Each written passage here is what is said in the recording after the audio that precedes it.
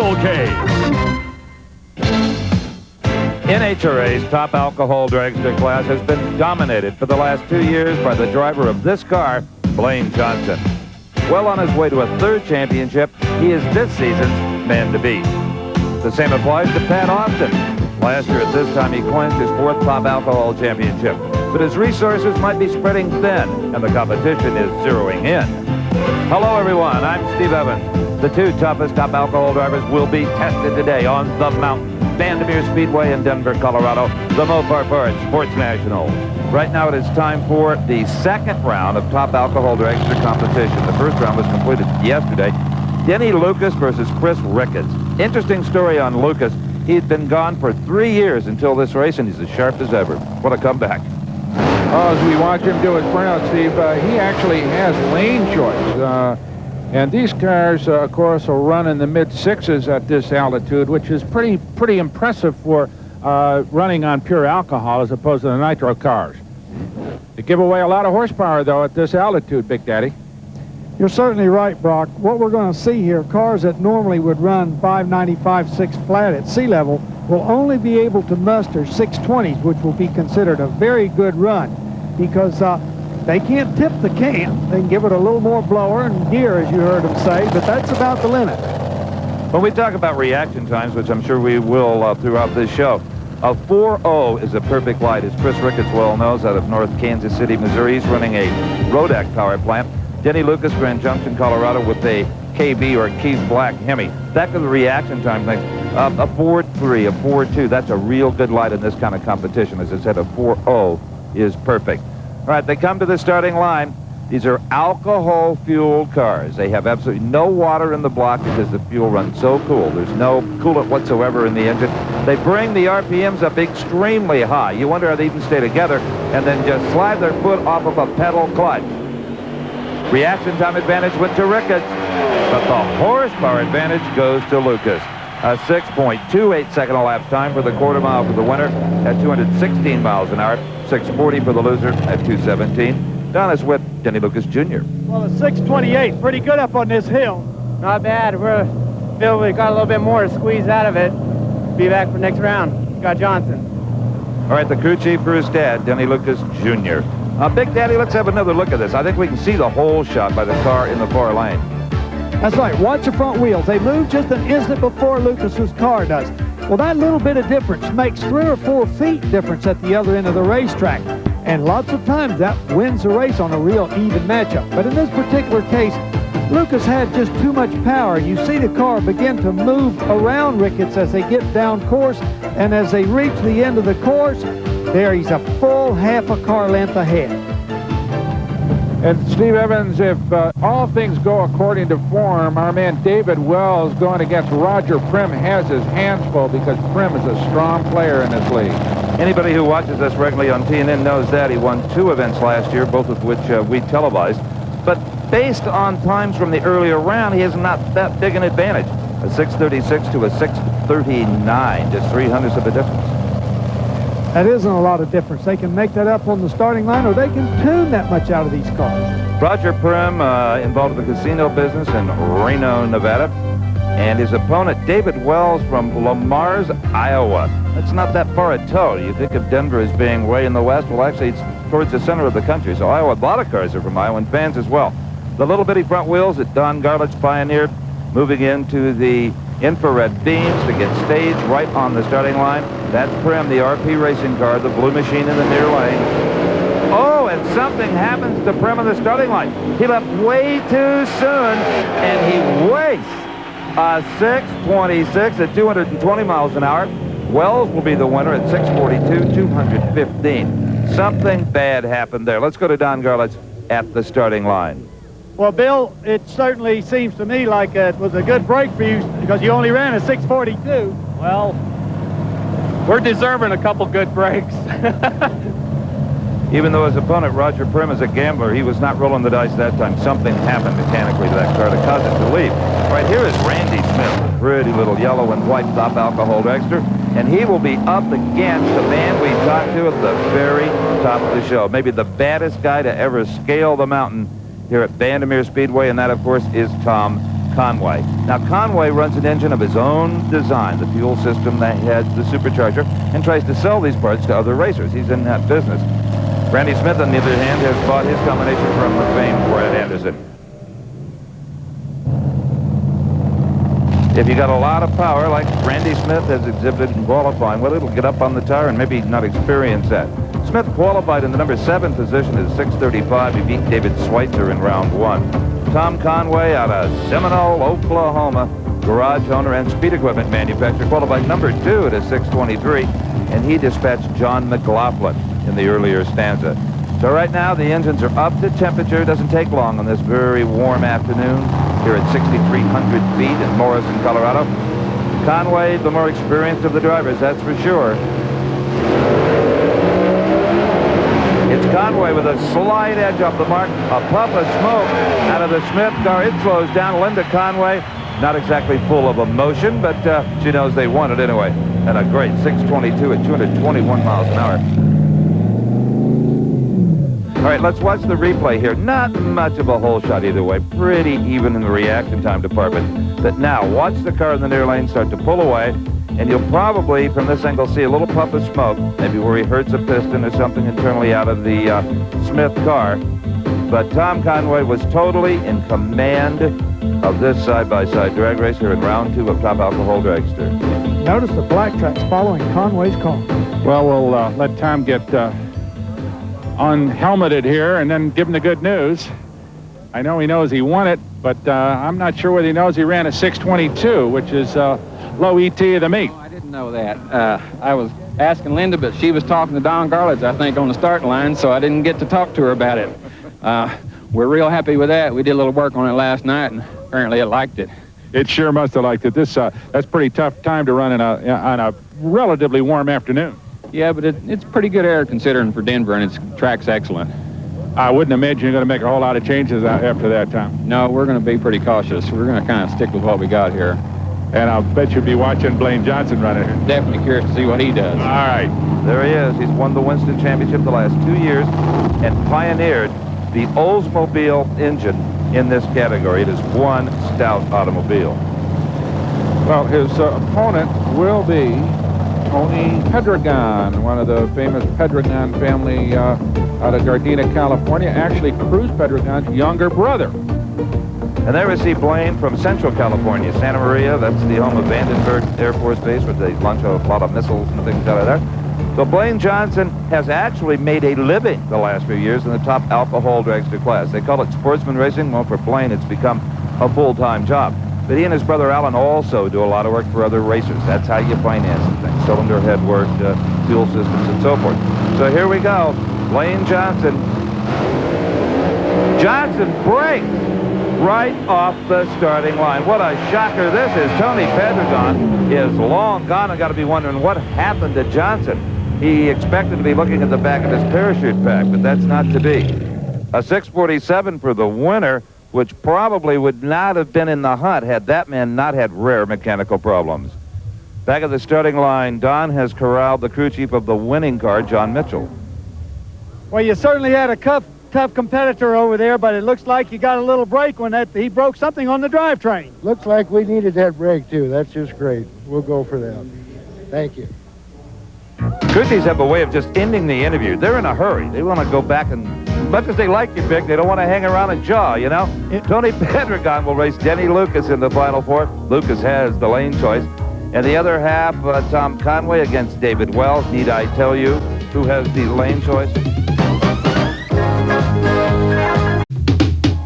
Back here at Bandimere Speedway, the sun is broiling the race fans and the racetrack. That may have some impact on the competition. Right now, let's go into the alcohol funny car. Boy, they smoke the tires, the bodies flop up and down. They're an awful lot of fun to watch. And in the near lane is a car that may be new to these Denver fans. That is Tony Bartone from New York City, but not new to all of us. He has won the Summer Nationals and the Spring Nationals, Don Garlitz. He certainly has. He's one of the better running cars, and he is exciting to watch up here on this mountain, because they have never run up here before. came up here and are running good. And that's unusual because it's a hard tune-up for people with no experience. All right, and he is up against Pete DUHART from Huntington Beach, California. Had one victory in 1991, hoping for yet another one here. And Tony Bartone, Jericho, New York. That's out on Long Island. Their company is in the Queens. I had the pleasure of visiting there a few weeks ago and see just how a big paving outfit operates. Pretty exciting, actually. Now, you mentioned Bartone running well on the mountain. His crew chief is a guy named Steve Boggs. Remember the Boggs brothers with their front-motored altered car? They know how to run in this thin air. Well, they're going to have to because DUHART can lay down some good ones every once in a while. He has had some good races over the years, and in fact, Bartone is moving out on DUHART and will win this one in pretty solid fashion. I would tell you, Pete DUHART, one of the best levers in the alcohol funny car ranks, and he had about 600 off the starting line, but it wasn't enough. Don's with Steve Boggs. Well, Steve, 626, that's a really nice, strong run up on this hill. Yes, it is. We just hope we can keep it up. We've been real consistent, and next round we will probably have this green car, so hope we get lane choice. The green car, but a lot of the racers call the Pat Austin automobile, and he may very well have him. Watch Pete DUHART. He's really slick off the mark. He certainly is, Steve. He takes a starting line advantage right off the bat, but it doesn't hold up long because here comes Bartone with the horsepower. And horsepower is what the name of the game is when you're racing at 5,000 feet. You heard everyone we talked to complains they don't have enough power.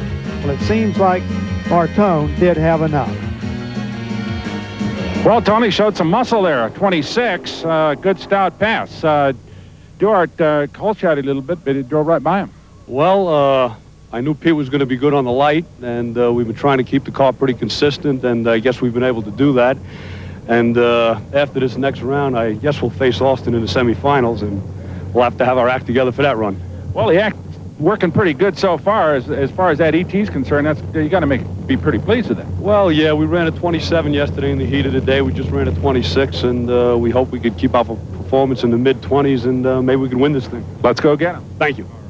Well, originally, the Bartones didn't even plan on being at this race, but they got so pumped up after winning at Englishtown, New Jersey at their home racetrack, they headed west as fast as their little feet had carried them, Brock.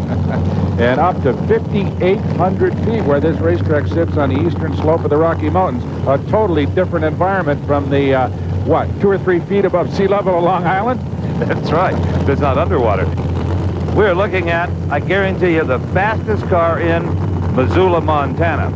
That is Craig Peterson's beautiful machine, and he's king of the drive-in in Missoula, I guarantee you, with that baby. Got horses maybe a little faster, but no cars.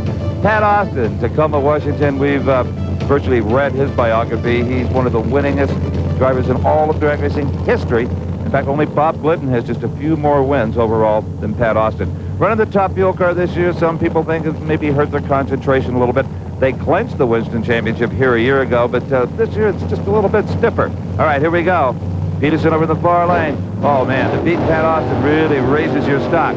Walt looking on. That's his dad, the maestro of the mechanics on that car. And it's Austin.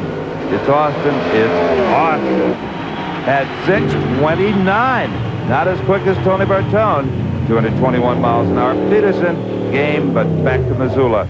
6.47, 218 miles an hour.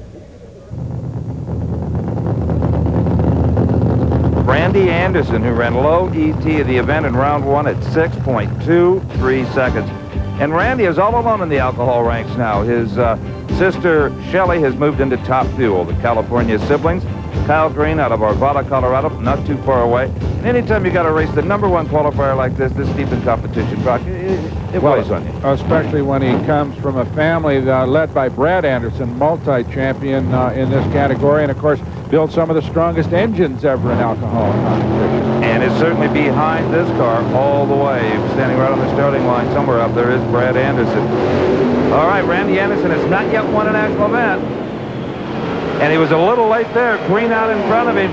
Brad Anderson took a little bit of a scare there the first few hundred feet. But Randy Anderson pulls it off and goes to the final 4. All right, here we go. The Pro Stock motorcycles. These are immaculate machines, maybe the techiest engines in all of drag racing. Some are 4-valve per cylinder, some are 2-valve per cylinder. The 2 valves can be a little bit bigger in size, like 1100 cc. These things create 250, 260 horsepower. And how on earth, Don Garlits, they stay in his seat? I don't know. They're just kind of glued to it, and they're certainly the highest revving engines in the sport. They go to 12,000 with no problem. That's why they sound kind of like a bumblebee. Exactly. In the near lane is Norman Devine. In the far lane is Keith Freeman. This is round number 2 of the motorcycles, Brock. Well, Steve, this is an interesting guy, Keith Freeman out of Washington, Illinois. He knocked off Byron Hines in round number 1, one of the best runners in the business. He'll face Norman Devine, who has lane choice also back east, out of Columbus, Ohio. And earlier today, David Schultz, the Winston champion, defending Winston champion from Florida, he met up with Devine. And this is what happened. This was the major upset in the Pro Stock Bike category thus far. Devine and Schultz. And it's Devine winning the race at 8:42 to an 8:47. Both of them run 158 miles per hour. Now, this is the first time the bikes have raced here at Bandimere on the mountain. And they came in a little bit cocky, thinking, oh, we'll only lose at 10th or 1500s. Well, I tell you, the thin air has really clobbered these guys down. Because these small engines have got to have air, and they require air to rev up and make horsepower. And air's not up here at a mile high. All right, almost identical start, but Devine has the power in the thin air. An 840 at 159 miles an hour, even improved a little bit over his first round victory with David Schultz. And next up, one of the best of the young riders in the near lane, that is James Bernard. And he will be up against Kerry Larkin. Now, you see how the seat is designed there? So the rider, when the bike accelerates, slides back against that step up in the seat. Otherwise, he could not hold on to it. And NHRA is very strict when it comes to the bodies on these motorcycles. They have to maintain the basic look of the production bike. From Boynton Beach, Florida, there is Kerry Larkin, yet to win an NHRA national event. He's fairly new to this sport. James Bernard, he has won out of McHenry, Maryland, and one of the brightest young drivers in this category. One of the most difficult procedures in this particular class is staging that bike, getting it right in that beam just right, because you don't have 4 wheels to balance you. You got to balance the bike and get that light turned on just right. I've watched them. It's very difficult. You bet. I called them drivers a minute ago. That's what they want to be called, not riders. They feel they drive these bikes, but not just along for the ride. Bernard with an advantage off the mark by about 300. And it is Bernard at 840, 158 miles an hour, losing 8.47. At sea level, these bikes hit very close to 180 miles an hour, deep into the 7s. Let's watch it again, Bernard in the near lane. Here we see Bernard take a nice starting line advantage, and that's really important because these bikes are all pretty evenly matched. He couples that to a nice strong 840, and Larkin just does not have a chance. As you can see, as the bikes reach the end of the racetrack, there's quite a bit of difference between the winner and the loser. If you could see the tire off of one of these motorcycles just laying in the pits, you would swear it came off a very powerful car. Just huge rear rubber on these machines. And also, they have to put up with the torque of the bike. It wants to go one way. You'll see a lot of body English used, and there's the best there is. John Myers, the #1 qualifier here in Denver, and he has an on-bike camera. Actually, it's on his helmet. Little thumbnail-sized camera, so you'll get some appreciation for what it takes to ride one of these motorcycles. You can't feel the G-forces, but everything else but. John Myers up against Lance Boyer. Boyer qualified #8, beat Steve Johnson in round 1. Myers, as we said, qualified #1 at 8.20. There's John.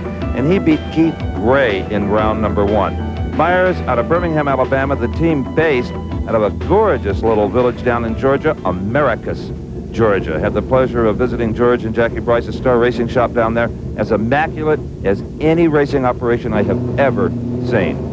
These bikes absolutely sacrifice nothing in the terms of organization and performance. You're along.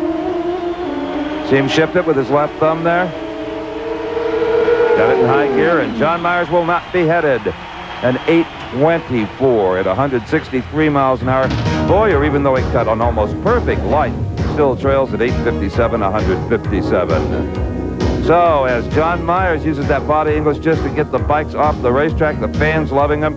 In the final 4, it'll be John Smith against John Myers. Myers will have the lane choice. James Bernard against Norman Devine, and Devine will have the lane choice. Bit of a surprise right there. All right, we are looking in the pit area of New Yorker Tony Bartone. That's Tony himself going to work on his funny car. They face off with Pat Austin.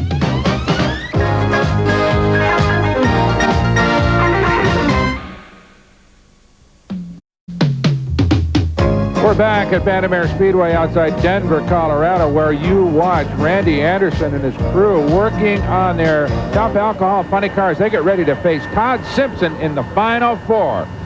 The alcohol dragster of today is almost identical to the car of 3 years ago as far as what the driver has to do. The 3-speed transmissions, the weight is the same. Certainly the power has come up. The ETs have dropped and the speeds have risen. But unlike the Top Fuel car that over the last 3 years, there's hardly any similarity.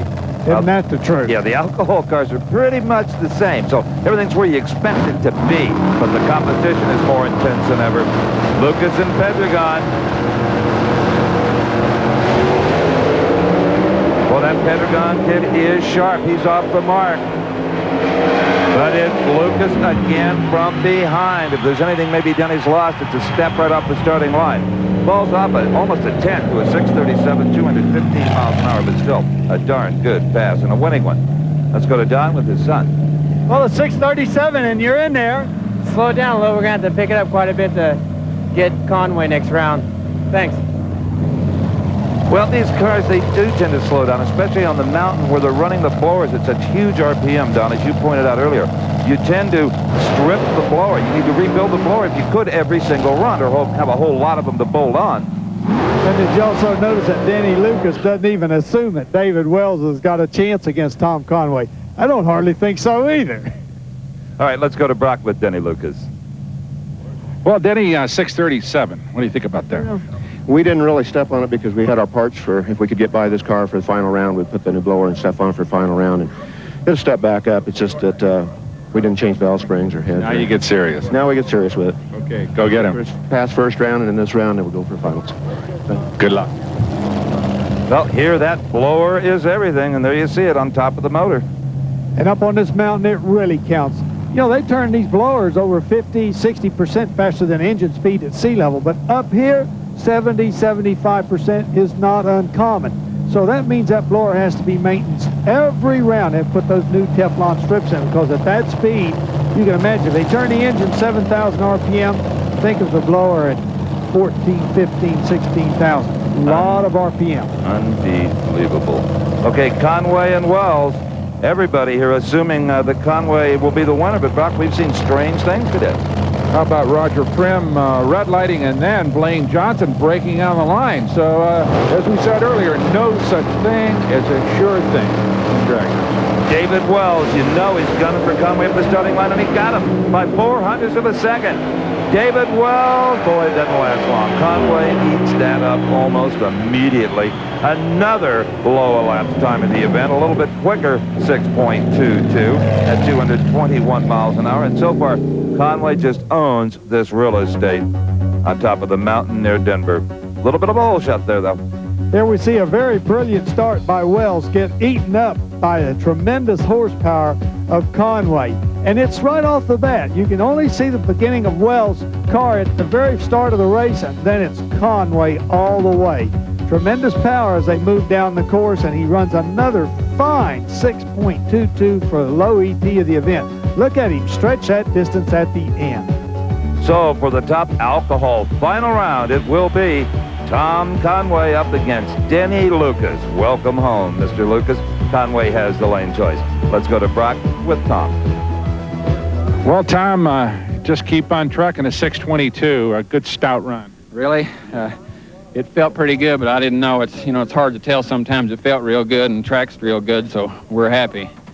You definitely get your lane choice, so you got to be stepping into the finals here in good shape. Well, we're pretty happy, but, you never know what happens. We've been in the finals, I think the last 10 races in a row we've been to. I hope we can win this one. Well, go good. You're off to a good start anyway. Thank you. Okay.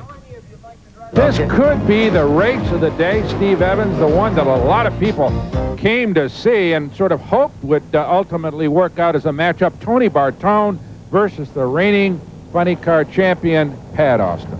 And I called it a grudge match before, and I didn't mean that there's any bad words between these two guys, because there isn't. But there's always this east-west thing, and always has been in drag racing. And here at Don Garlett's, they meet on neutral ground. And they couldn't meet on better neutral ground because it's up here in the air where it's difficult for the crew chiefs to tune the cars. And both cars come into this round almost dead even, 626 to 629, with Austin a little bit at the disadvantage. And, you know, I wonder, could that be maybe because they are running the two cars up here, the fuel car and this car, and, you know, there's a lot of work to make that fuel car do right. I know they steadfastly deny this. You may be asking, how can these funny cars run in the 620s when the dragsters run in the 620s? Well, these funny cars have much bigger engines than the dragsters, up around 560, 570 cubic inches, and they're also twisting the blowers as tight as they can. Pat Austin, 3 stages. Tony Bartone doesn't hold anybody up. He moves right in there. Bartone, New York City. Pat Austin, Tacoma, Washington. You couldn't get much further apart and still be in the continental United States.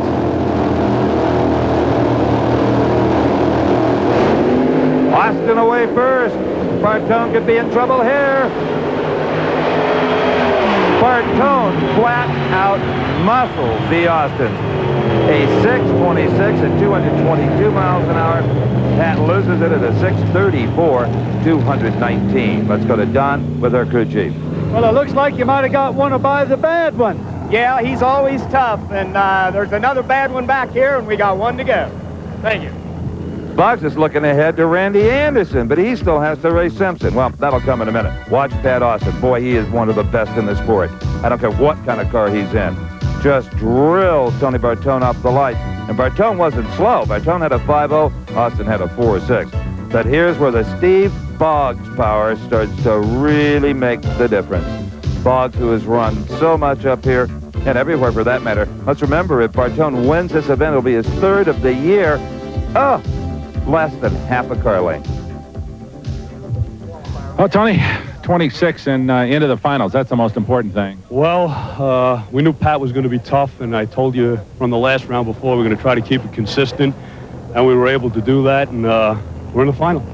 Congratulations. We'll see you in the final. Thank you, guys. All right, there is the car of Randy Anderson. That's the machine that Steve Boggs was looking past Todd Simpson to racing. Mr. Simpson may have something to say about that. Right now, let's go down to Brock with Pat Austin. What a close race. Pat, I know that's disappointing. God, there was a time when that sort of thing was almost automatic for you, but now the competition seems to be getting a lot tougher in this alcohol funny car league. Well, the competition's always been tough. I don't think it's changed too much, but it's just there's more guys out there. Yeah. And, you know, that's when you find out who the real champions are, and we're going to have to put it together for the second half of this year and do a better job. Well, a double effort, too. I know that spends a lot of time. You have to split your concentration. I know you guys are doing a terrific job, but it makes it tough. You've given yourself a big load. It makes it tough, but we like the load, and we're ready for it. And we're gonna have to put it together for the second half of the year, like I said. We know you can do it. Thanks. Well, from that rather tight-jawed interview, I think the rest of the competition better stand back. Pat Austin may be a terror the remainder of this season. Well, here's Todd Simpson, the one everyone was looking around. If he cuts another perfect light, Steve, he might be in the final. Absolutely. The car is run in the 30s. Who's to say they don't step this thing up a little more compression, a little more blower? And with Todd's driving and Anderson being the low qualifier, #1 here, it's so easy to get a little bit complacent on the lights and feel, well, I'll be real conservative. And I'm sure that man, Brad Anderson, has said, kid, don't be conservative. I never was. You're not going to be either. No, you certainly can't afford to be when you get into the Final Four in this kind of competition. As Pat Austin just told me, he said, hey, it gets really tough. There are a bunch of very, very good cars and drivers running in a funny car right now. Well, Randy Anderson is just a driver looking for a victory circle to stand in. He has run so well. The only problems he's had are just seat time, really. You know, maybe getting hole-shotted a little bit or overstaging and hurting himself. Certainly he's got the best equipment a man could possibly ride in. You're right about that. And Simpson red lights. Well, Todd got away with it round 2, but here in round 3 he gets caught with his hand in the cookie jar. And it is Randy Anderson at a 628, 222 miles an hour. Randy moves in the alcohol running car final round. Down on the starting line with his dad is Don Garlett. Don? Randy looking pretty good there. Yeah, we slowed down a little bit. It's fun to tires top of the gear. He lost lane choice, but we'll be all right. We can pump it up a little. Thank you. If anybody's got the parts and the expertise to pump it up a little or a lot, it's Brad Anderson. Well, I suspected that Todd Simpson was gambling on that light to get those perfect .400s, and then we proved it. That particular time, he left before the yellow, Buster didn't turn the tree on, and the red light came up. So in the top alcohol final round, it'll be Randy Anderson versus Tony Bartone. As Brad Anderson said, Bartone will have the lane choice. Well, Randy, you're in the finals against Bartone, which is the good news. Bad news is he's got lane choice, but just by a couple of thousand. Oh, that isn't going to be a problem. We ran a 23 in the right lane, which was a track record. It shook real hard there. If conditions get a little better, I think we can run 21 or 25. Okay, go get him. Thank you. Yeah, but who's to say what Tony Bartone can run if the conditions get just a little bit better?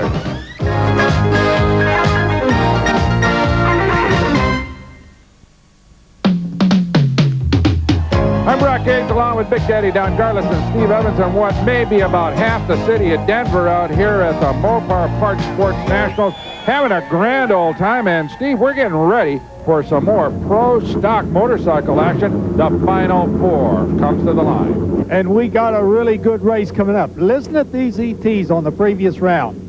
An 8.400 to an 8.408. That's the way I like to see it. 8 thousandths of a second difference. You can barely blink. Remember I told you about the tire before? I mean, that is one big tire to put on the back of a gas-burning, non-supercharged or turbocharged motorcycle.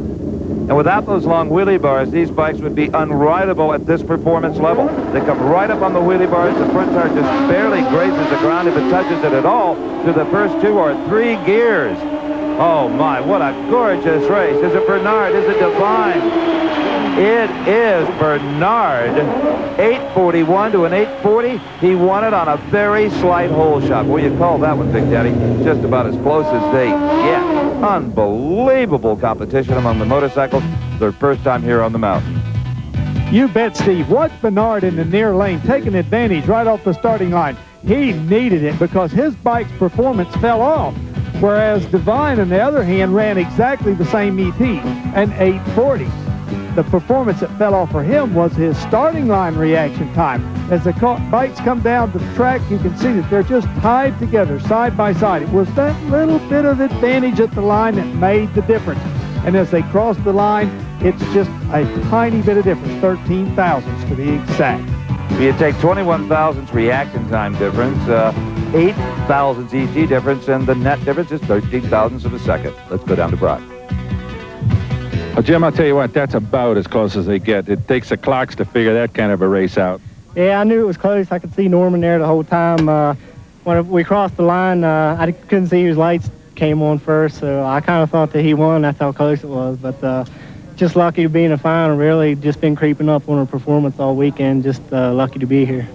Well, you squeezed the light real good. You both had excellent reaction times, and it was just a super drag race. Yeah, I tried to cut a good light because Norman's real good off the line. That's just did all I could do. Congratulations. See you in the final. Thanks a lot.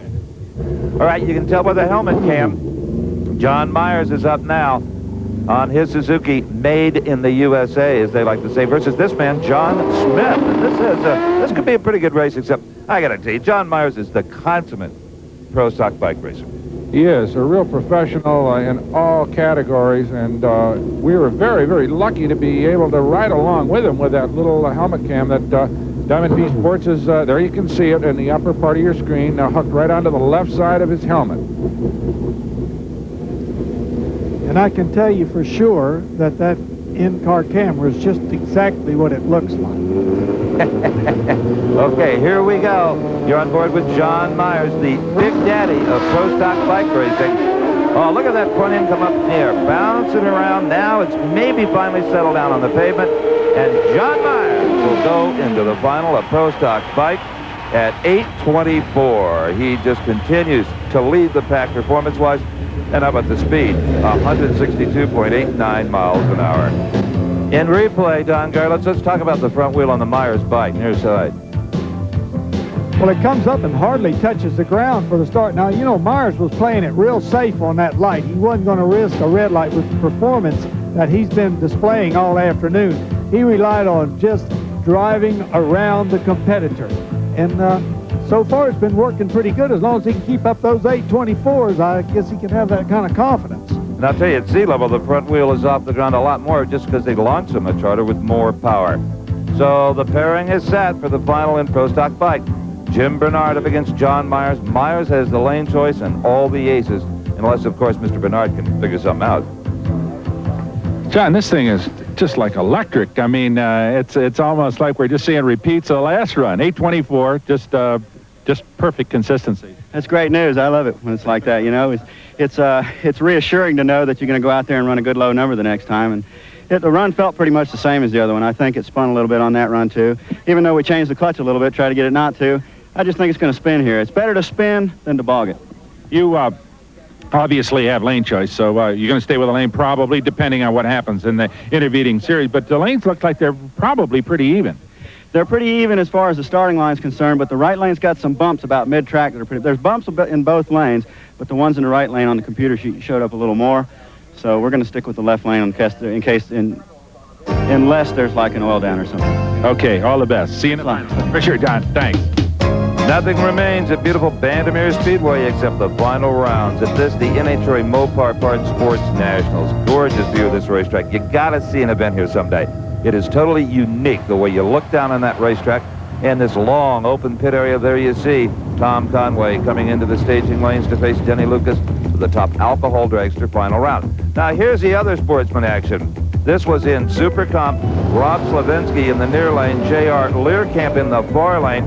You think they're close in alcohol dragster? Take a look at this Super Comp finale.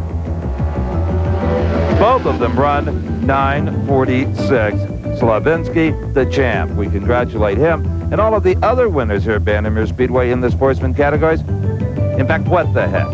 Let's show them to you. Slavinsky, as we said, competition eliminator David Nick is looking for his second Winston championship in a row. In Superstock, Jeff Steele, Bradley Grant scored in stock eliminator, one of the toughest classes. In Supergas, Kevin Moore reached the victory podium. Congratulations to one and all. And this now, Brock Yates, the bike final. Well, as we said earlier, John Myers appears to be running on some sort of a computer program. He just sits right at the almost exactly the same ET on every pass. James Bernard, though, he is definitely in the hunt, runs real well. And while Myers has lane choice, it's not by that much, Big Daddy. Well, I was just wondering, Brock, did you find anybody that would bet against Myers? I heard you had some money out. You was wanting to bet on Myers, but you couldn't get any takers. You just saw John Myers take a peek over at the other lane where James Bernard gets ready to go as the decided underdog. Remember now, Myers has won the last two NHRA championship events and is on his way possibly to 3 in a row. Bernard has won on a hole shot the round before. Myers even gets the starting line advantage. John Myers has it all under control. Unless it throws a chain, which it doesn't, John Myers wins the Mopar Parts Sports Nationals motorcycle division at 8:24, 162 miles an hour. Bernard in 8:42 at 158 miles an hour. On this day, there was nobody close to the Orangeman, John Myers. Well, I'm sure that Bernard was hoping to win this on a hole shot because Myers had been soft on the leave all day long, giving up a little bit at the starting line on performance. But on this run, he cuts a very nice light, a .435. Bernard was right there, .442, but he didn't have the performance and he didn't have the reaction time, and it was clearly Myers all the way for a very, very strong victory. Watch him stretch that distance between Bernard as he reaches the far end. Steve is with him now. To no one's surprise, John Myers, you have won the Mile High Nationals in Pro Stock Bike. I'll tell you what, Steve, we didn't know what to expect when we came up here. It was a lot slower than we thought, and we're just glad to run as good as he did. You know, George Bryce did a lot of work on the bike, did his homework. He knew what it was going to be like up here, and well, here we are. We had a good weekend. Any difference as a rider in the thin air? Tell you the truth, you know, there was a lot of people that were telling me things like that. And I've stepped up since the Summer Nationals. I've stepped up my normal exercise program. And no, I didn't have one problem at all. Again, great job. Thank you very much, Steve. All right, in the semifinals here at the Mopar Parts Sports Nationals, Tony Bartone from New York had an East-West confrontation with Pat Austin. He won that. Now another Westerner will challenge him in the final round. And that, of course, will be Randy Anderson from Southern California. The son of Brad Anderson, one of the best-known alcohol racers of all time. sells an awful lot of parts to professionals in all the different categories. Look at the long burnout by Randy, Don Garlitz. Yeah, he's really wanting to heat the tires up. That's probably some special instructions from Dad. Now, if anyone can step a car up on this mountain, it has to be Brad Anderson. And they do need to step up a little bit because they come into this round just a little bit behind in performance, Steve. Two great crew chiefs, Brad Anderson and Steve Boggs. It's really a race between those two as well as the drivers. Gorgeous blue sky. What a way to end what has been a spectacular drag race. Of course, we still have the alcohol dragsters to go, but we're in the our final stanza here. And who do you like, Brock? Well, I'll tell you what, Steve, you look at the performance of the two drivers and the two cars. They're so close. Anderson off me a couple of thousandths as far as lane choice is concerned, but there's his dad, Brad Anderson. You have to go with that kind of experience. But on the other side, Tony Bartone and Boggs, boy, have they done a super job to get this car ready, and they are on a roll. I've got to go with Tony simply because sometimes drivers get into hot streaks, and he is in one right now. That's right. If he can win this, it will be his third national event of the season. Randy Anderson has not won one in his, well, very short career. See the cars rocking back and forth as they bring the RPMs up. Bartone away first. And it's New York all the way. Tony Bartone, 6:25, 224 miles an hour. Randy Anderson, a 6:32 at 220 miles an hour. Let's go down to the starting line and Don Garlitz. Maybe Steve Boggs will share his speed secrets. You did a real fine job today, very consistent, and you outran some of the best. Yeah, we've been doing pretty well all year, and it takes a lot of hard work and a lot of teamwork. Everybody does their job, and it pays off. Thank you. Well, that's worth another look as we watch Tony Bartone and Randy Anderson go at it. And as often is the case, Big Daddy, Bartone got a little bit of a jump on the starting line, and that's what made the difference. Yeah, and then he ran a 6:25 on top of it, which was right in the area that he'd been running all day long. So what they actually had was a very consistent car, Brock. And Anderson's car fell off just a little bit from his previous 6:28 to a 6:32. And that's all it took for Bartone to be the winner. 2 weeks ago tomorrow, I was sitting in Tony Bartone's office at his paving company in New York City. Now here we are standing on top of a mountain in Colorado, celebrating his third national event victory of the year. Boy, what a day you've had. Well, everything went good. The car worked consistently. What did we run in the last round? 24. 24. We thought we could step it up a little bit for the final. We had our act together. Everything went our way. And California, here we come. You're going all the way to Sonoma. We're going. How can we stop now? Absolutely not. Thank you. All right. Going to be some celebrations going on in Jericho, Long Island tonight, I guarantee you. Let's see what happens, though, in Oklahoma. That's Tom Conway's home state. He's going to go against Denny Lucas. And as I said earlier, Tom Conway has been running so well all afternoon, Don, that it's really going to be hard to bet against him as well. But wouldn't it be a Cinderella story if Lucas came along and won? Not a bad one going on down here, Big Daddy, as they are celebrating Tony Bartone's victory. I'm going to stand away here. I could get hurt. Tony's fiancé. They keep winning. They keep heading west. If they win in Sears Point, they'll be in Samoa the next time we see them. Hawaii, here we come. All right, we get ready to go for the final race of the day. Top alcohol dragsters coming back at you. That is Denny Lucas's car, Denny from Grand Junction, Colorado. And Big Daddy, like Tom Conway, has run here a bunch. So experience-wise in these tricky altitudes of Bandimere Raceway, this is no problem for either one of these guys. So obviously being from this part of the country has been a big help. Now Conway's performance today has been outstanding. Lucas is going to have to do something, step up, lead first, because Conway's just almost unbeatable the way he's been running today. Lucas did lead first. He got exactly what he needed. A 600-hole shot. Oh, and Conway nips him, and I mean nips him at the wire. How about 3,000th of a second difference? Don's with his wife, Linda. Wow, what a race. What a beautiful run, and what a beautiful performance. Just like a bracket car, Linda. Thank you. I believe we'll start bracket races next week. We're real pleased with the way the car run. We've had some hard competition here this week. Thanks. Well, Linda, of course, referring to bracket competition where consistency, absolute electric train consistency pays off. And that, Big Daddy, is really what has been the big factor as far as Tom Conway has brought to this racetrack all weekend. Well, I'll tell you, Lucas made a brilliant start. He did everything he could possibly do except maybe get a perfect light. If he'd had a perfect light, he would have won this race. But a .424 was just 0.03 of a second too slow. Boy, you talk about a close drag race. There is the margin of victory for Conway, a matter of inches and thousandths of a second. Let's go to the winner. The two best words you can tell a winning drag racer. You had consistency and domination all day long. I couldn't tell who won. I had no idea who won that run. I'll tell you, he was right in the hunt till he got a bit loose. You probably couldn't see that. Yeah, I saw him skating around a little bit. I was hoping he was looser than he was. 6:24 to top it off. Oh, that's good. He must have left on me a bit because it was a hell of a race. Don't you wish they could have every event right here? Oh, I could take him. I think you could too. Congratulations. Thank you. And Steve, our congratulations to everybody who raced here today for beautiful, clean, accident-free, close competition. Conway, Bartone, and Myers, the big winners, but everybody was a winner here at Denver. For Big Daddy Don Garlitz and Steve Evans, I'm Brock Yates. Thanks for joining us. The executive producer for American Sports Cavalcade is Harvey M. Palash. Supervising producer, John B. Mullen. Produced and directed by Mark Guccian.